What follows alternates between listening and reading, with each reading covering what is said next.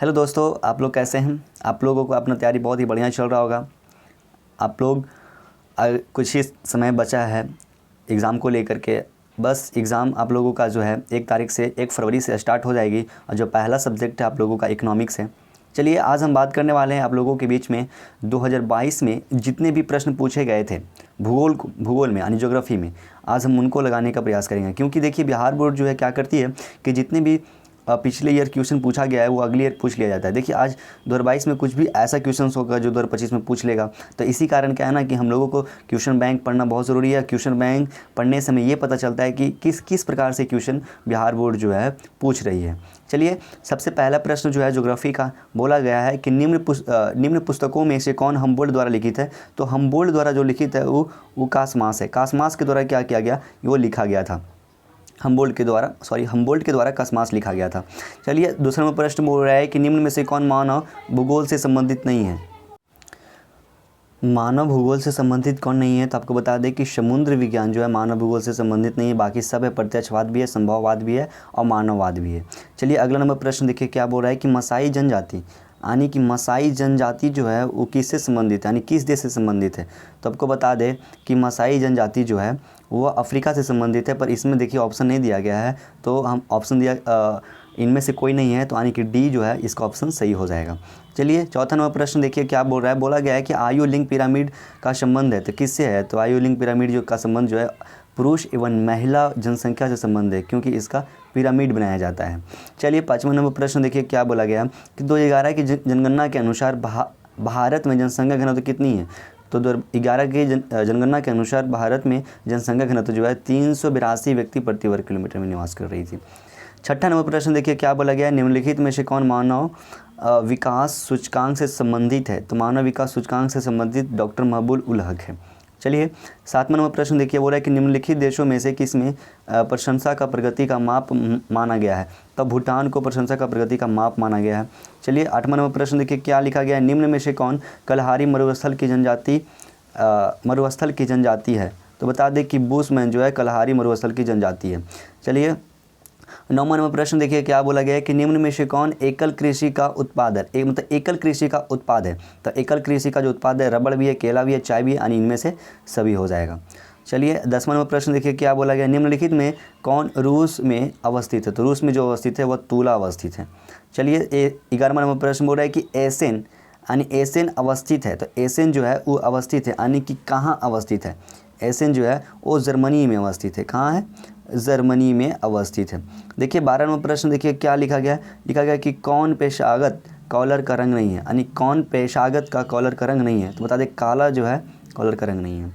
चलिए 13वां नंबर प्रश्न देखिए 13वां नंबर प्रश्न क्या बोल रहा है कि निम्न में से कौन पेशावर सेवाओं से संबंधित है, यानी पेशावर यानी कि सेवाओं यानी सेवा दे सकता है। तो वकील जो है क्या है, पेशावर से संबंधित है। चलिए 14वां नंबर प्रश्न देखिए क्या लिखा गया है किस मार्ग का उपयोग अर्जेंटीना एवं यूरोप के बीच व्यापार के लिए होता है। यानी किस मार्ग का जो प्रयोग किया जाता है वो अर्जेंटीना एवं यूरोप के बीच का व्यापार होता है। तो बता दें स्वेज मार्ग यानी स्वेज मार्ग जो है वो उपयोग किया जाता है। चलिए 15वां प्रश्न देखिए क्या लिखा गया है किस देश में सेंट जॉन से है ना वैंकूवर के बीच महामार्ग है। यानी वैंकूवर के बीच सेंट जॉन से अब वैंकूवर के बीच का है महामार्ग है। तो ये जो है अवस्थित जो है महामार्ग ऑस्ट्रेलिया में अवस्थित है। कहाँ, ऑस्ट्रेलिया में अवस्थित है। 16 नंबर प्रश्न देखिए 16 नंबर क्या बोल रहा है कि एयर इंडिया संबंधित है ना। एयर इंडिया किससे संबंधित है, यानी एयर तो यानी हवा यानी कि वायु से संबंधित है एयर इंडिया। चलिए 17 नंबर प्रश्न देखिए क्या लिखा गया, यूरोपीय संघ का मुख्यालय किस देश में है। तो यूरोपीय संघ का जो मुख्यालय है बाबू वह बेल्जियम में है। कहाँ है, बेल्जियम में है। 18 नंबर प्रश्न देखिए क्या लिखा गया, निम्न में से किस संघ का मुख्यालय काठमांडू में अवस्थित है। तो दक्षेस का जो मुख्यालय है वो काठमांडू में अवस्थित है। 19वां नंबर प्रश्न देखिए हो रहा है कि कारवाड़ पतन जो है वो कहाँ अवस्थित है। तो बता दें कि गुजरात में अवस्थित है। कारवाड़ जो है कहाँ है, गुजरात में अवस्थित है। चलिए 20वां नंबर प्रश्न देखिए क्या लिखा गया ओपेक संबंधित है। ओपेक जो है किससे संबंधित है। तो ओपेक जो संबंधित है वह पेट्रोलियम निर्यात से संबंधित है। पेट्रोलियम निर्यात से संबंधित है। 21 नंबर प्रश्न देखिए बोल रहा है कि मार्काइबो पतन संबंधित है, तो मार्काइबो पतन जो संबंधित है वो किस देश से संबंधित है, तो बता दें वो भारत देश से संबंधित है, यानी कि मार्काइबो जो पतन जो है वो भारत देश से संबंधित है। 22वां प्रश्न देखिए क्या लिखा गया, लिखा गया टोकरी बनाना किस आर्थिक क्रियाकलाप का उदाहरण है, तो टोकरी बनाना यानी कि टोकरी को बनाया जा रहा है यानी निर्माण किया जा रहा है, तो वह द्वितीय क्रियाकलाप से संबंधित है।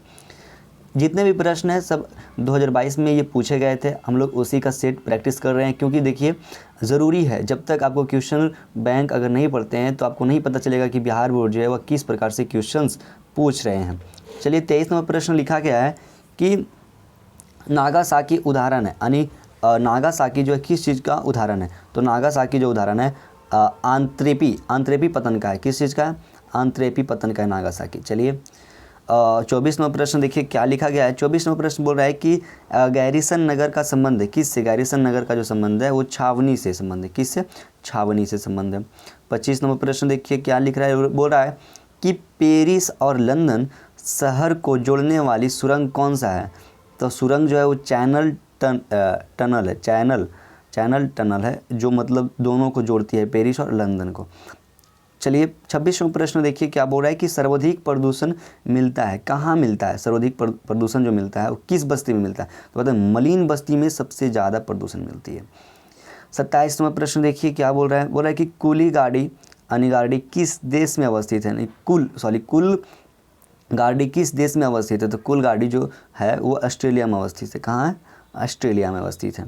28वां नंबर प्रश्न रेखीय नगर का विकास होता है, रेखीय नगर का विकास जो है वो कहाँ होता है, तो बताते हैं नदी के सहारे मिलती है, रेखीय जो है वो नदी के कहाँ मिलती है, सहारे मिलती है। चलिए पर्वतों पर किस प्रकार की बस्तियां पाई जाती है, तो पर्वतों पर जो है बस्तियां सीढ़ी नुमा मिलती है, किस प्रकार से, सीढ़ी नुमा मिलती है। 30 नंबर प्रश्न देखिए क्या लिखा गया है, सेंटी टाउन का संबंध किससे है, तो सेंटी टाउन का जो संबंध है वो गंदी बस्ती से है, सेंटी टाउन का। 31 नंबर प्रश्न देखिए धनबाद प्रसिद्ध है, तो धनबाद जो है किस लिए प्रसिद्ध है, धनबाद जो है वह कोयले के लिए प्रसिद्ध है, किस चीज़ के लिए, कोयले के लिए प्रसिद्ध है।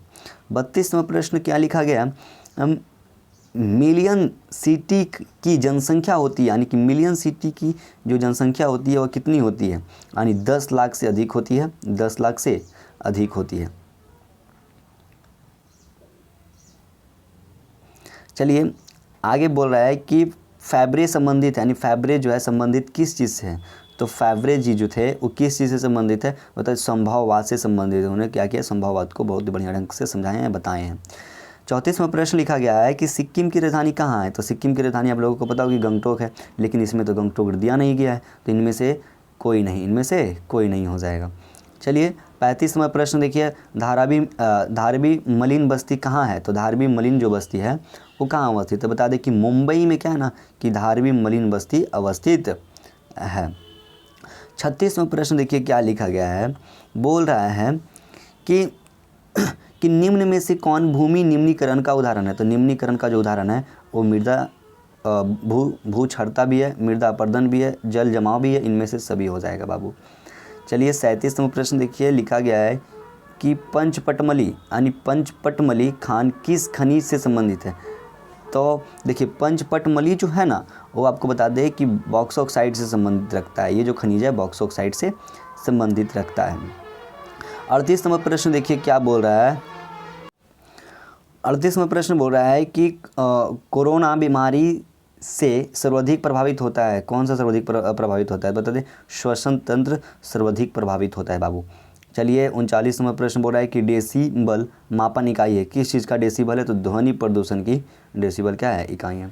40वां प्रश्न देखिए निम्न में से कौन जवाहरलाल नेहरू बंदरगाह कहलाता है, तो जवाहरलाल नेहरू बंदरगाह जो कहलाता है वो नहवा सेवा क्या कहलाता है।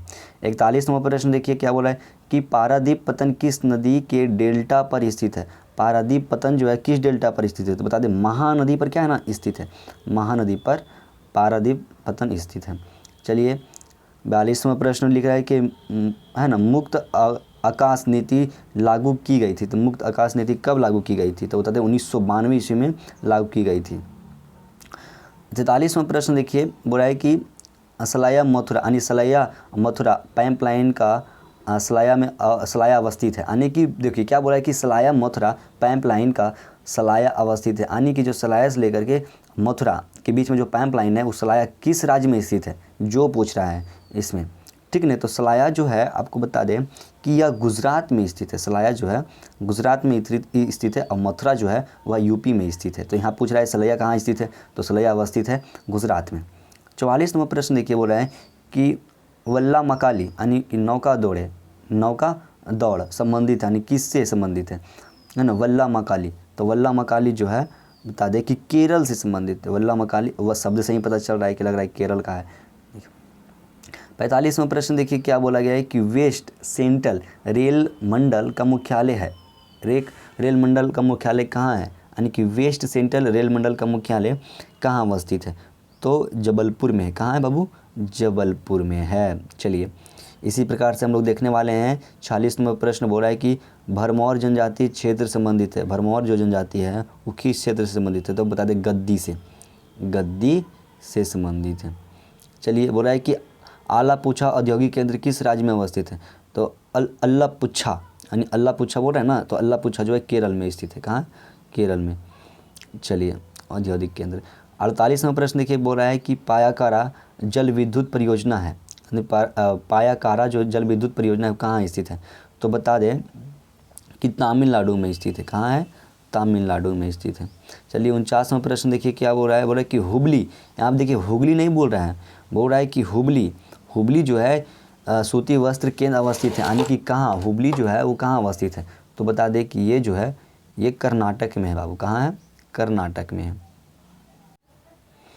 चलिए 50वां प्रश्न देखिए क्या बोल रहा है, बोला कि बिजाग का संबंध है, यानी बिजाग का संबंध किससे है, तो लौह इस्पात उद्योग से। किससे है, लौह इस्पात उद्योग से है।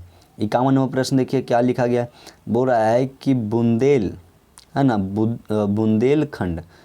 बुंदेलखंड प्रदेश में किस प्रकार की बस्तियां पाई जाती है, तो बुंदेलखंड प्रदेश में गुच्छित बस्तियां पाई जाती है। कैसी बस्तियां, गुच्छित बस्तियां पाई जाती है। 52वां प्रश्न बोल रहा है कि निम्न में उत्तर भारत में अवस्थित नगर है, मतलब उत्तर भारत में कौन सा नगर जो है अवस्थित है, तो बता दें आगरा जो है उत्तर भारत में स्थित है, बाकी कोची चेन्नई पुणे सब दक्षिण भारत में स्थित है। 53वां प्रश्न बोल रहा है कि गाजियाबाद एक उदाहरण है किस चीज़ के लिए है, तो बता दें कि सैटेलाइट यानी अनुसंगी नगर का लिए बहुत ज़्यादा क्या है ये अवस्थित है। गाजियाबाद बहुत ही ज़्यादा प्रसिद्ध है सैटेलाइट के लिए एंड अनुसंगी नगर के लिए। चलिए 54वां प्रश्न बोला गया है कि ज्वार उत्पादन में अग्रणी राज्य, यानी कि ज्वार सबसे ज़्यादा किस राज्य में उत्पादन किया जाता है, तो बता दें महाराष्ट्र में। कहाँ बाबू, महाराष्ट्र में सबसे ज़्यादा होती है। हरित क्रांति में किस फसल का सर्वाधिक उत्पादन था, सर्वाधिक उत्पादन किस चीज़ का हुआ था हरित क्रांति में, तो देखिए गेहूं का सर्वाधिक उत्पादन हुआ था।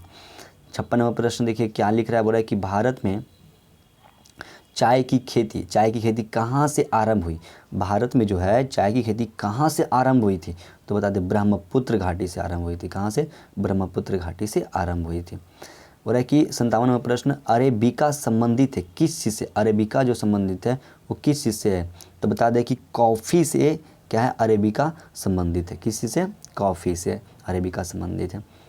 58वां प्रश्न भी लिखा गया है कि निम्न में से जूट उत्पादक राज्य, यानी जूट उत्पादक जो राज्य है वो कौन है, तो बता दें असम जो है जूट उत्पादक राज्य है, सॉरी असम। कौन है, असम। चलिए बोल रहा है कि मेरठ महानगरीय शहर किस राज्य में अवस्थित है, मेरठ महानगरीय शहर किस राज्य में अवस्थित है, तो बता दें उत्तर प्रदेश, यानी मेरठ बोल दिया है तो उत्तर प्रदेश हो जाएगा। थोड़ा सा रुक जाइए, उत्तर प्रदेश ना, उत्तर प्रदेश में अवस्थित है। चलिए बोल रहे कि नीरू मीरू संबंधित है, यानी नीरू मीरू संबंधित है, यानी किस चीज़ से संबंधित है, तो जल संभार प्रबंधन से संबंधित है नीरू और मीरू। चलिए 61वां प्रश्न लिखा गया है कि लूनी नदी की प्रवाह की दिशा है, यानी लूनी नदी की जो प्रवाह होती है वो किस दिशा में होती है, तो बताओ पश्चिम की ओर से होती है। किसकी ओर, पश्चिम की ओर से होती है। लूनी नदी की प्रवाह किस दिशा में होती है, तो पश्चिम दिशा में होती है। और रानीगंज 62वां प्रश्न बोला है कि रानीगंज प्रसिद्ध है, तो रानीगंज जो है किस लिए प्रसिद्ध है, तो कोयले के लिए बहुत ज़्यादा प्रसिद्ध है रानीगंज। चलिए 63वां प्रश्न लिखा गया है कि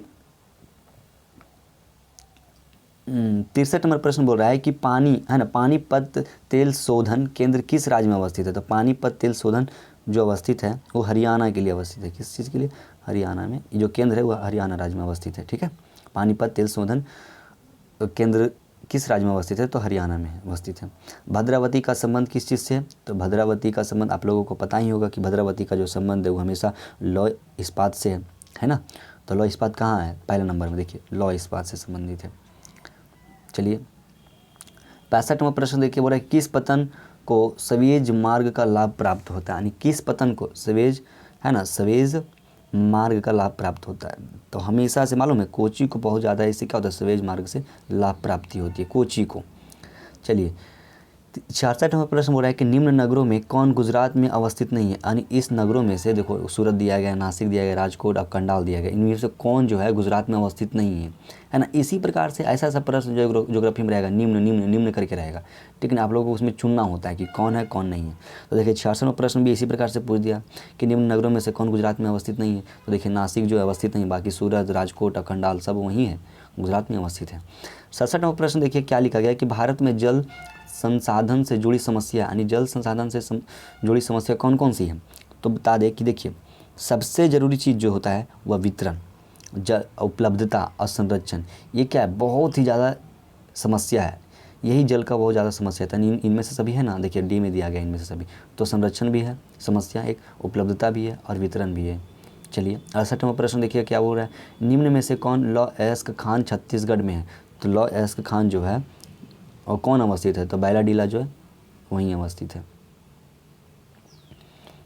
चलिए 69वां प्रश्न बोला है कि निम्न में से कौन है ना रेडियो सक्रिय खनिज, यानी रेडियो सक्रिय खनिज जो है बता दें आपको, इनमें से देखो यूरेनियम, यूरिया और कौन सा है, जेरकोनियम, यानी कि सभी आ जाएगा, इनमें से सभी आ जाएगा। यूरेनियम भी आ जाएगा, यूरिया भी आ जाएगा, जोकेरिया भी आ जाएगा। देखिए यहाँ से थोड़ा सा डिस्टर्ब हो रहा है, इनमें से देखिए, इनमें से सभी दिया गया ना लास्ट में, ये आपका आंसर हो जाएगा। चलिए देखिए इनमें से सभी हो जाएगा। ठीक है, 97वां प्रश्न देखिए क्या बोल रहा है कि सिंदूरी प्रसिद्ध है। तो सिंदूरी जो प्रसिद्ध होता है वह उर्वरक है ना कारखाना के लिए प्रसिद्ध है। उर्वरक कारखाना के लिए क्या है, सिंदूरी बहुत ज़्यादा प्रसिद्ध है। उर्वरक कारखाना के लिए, थोड़ा सा रुक जाइए, उर्वरक कारखाना के लिए क्या है, बहुत ज़्यादा प्रसिद्ध है। देखिए यहाँ पे दिया गया उर्वरक कारखाना बहुत ज़्यादा प्रसिद्ध है। चलिए आज हम इतना ही बात करते हैं। ज्योग्राफी था और ज्योग्राफी बहुत इंपॉर्टेंट है। देखिए आपका जो एग्ज़ाम पड़ेगा वो 70 नंबर का ही पड़ता है। आपका 30 नंबर का प्रैक्टिकल होता है जिसमें आपको 35 नंबर ऑब्जेक्टिव बनाना होता है और 35 नंबर सब्जेक्टिव बनाना होता है। इसी कारण क्या करें ना, ऑब्जेक्टिव अगर आप लोग पढ़ लेते हैं तो ऑब्जेक्टिव आपका 35 में 35 सही हो जाता है, तो आपको मान लीजिए कि आपका जो एग्ज़ाम है बहुत ही बढ़िया पड़ा होगा। देखिए क्योंकि ऑब्जेक्टिव बहुत ही मैटर करता है, क्योंकि अगर आपका एक भी ऑब्जेक्टिव गलत हो गया तो मान लीजिए कि आपका 1 नंबर कट गया। चलिए आज हम इतने तक ही रखते हैं। कल हम लेकर के आएंगे 2021 का ज्योग्राफी का जो ऑब्जेक्टिव है ना, जो 2021 में पूछे गए जितने भी सवाल हैं उसको हम कल लगाएंगे। आज हम इतने ही तक रखते हैं। चलिए आप लोग अपना तैयारी करते रहिए, मन से कीजिएगा, लापरवाही की तरह मत कीजिए, ठीक है ना, क्योंकि अब समय जो है बहुत ही कम बच रहा है। ठीक है, चलिए जय हिंद जय भारत।